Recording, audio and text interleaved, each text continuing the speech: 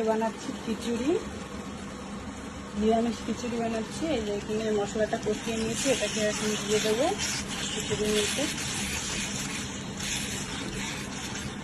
এখানে খিচুড়িটা প্রায় হয়ে এসছে, মশলাটা এটার মধ্যে দিয়ে তারপরে মিশিয়ে নেব।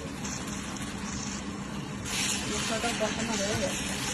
এখানে আদা বাটা, লঙ্কা বাটা, টমেটো, পাঁচফোড়ন, শুকনো লঙ্কা, তেজপাতা সব কিছু দিয়ে কষিয়ে নিয়েছি ভালো করে। এটাকে দিয়ে দেবো কড়াইতে।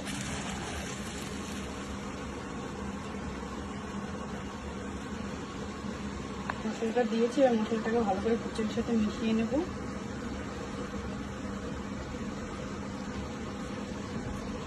ভালো করে মিশিয়ে নিয়েছি মশলাটা খিচুড়ির সাথে। এবার দিয়ে দেবো হোমমেড গরম মশলা। গরম মশলাটাকে দিয়েও ভালো করে মিশিয়ে নেব।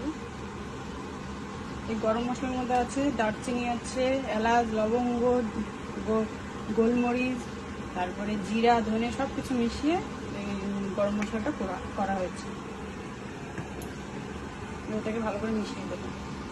মশলাটা দিয়ে ভালো করে মিশিয়ে নিয়েছি। ঘি দিয়ে আগের দিন খিচুড়ি বানিয়েছিলাম, ওটা ভালো হয়নি, যেহেতু অনেকটা পাতলা হয়ে গেছিলো খিচুড়িটা, এর জন্য ভালো লাগেনি সেরকম। এবার বেশ সুন্দর গাঢ় গাঢ় করে বানিয়েছি, দেখতে বলে। আর আজকে শনিবার দিন খিচুড়িটা অনেক খুবই ভালো, এই জন্য বানালাম।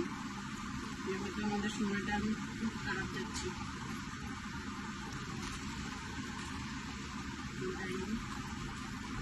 খিচুড়িটা হয়ে গেছে, গ্যাসটা অফ করে দেবো।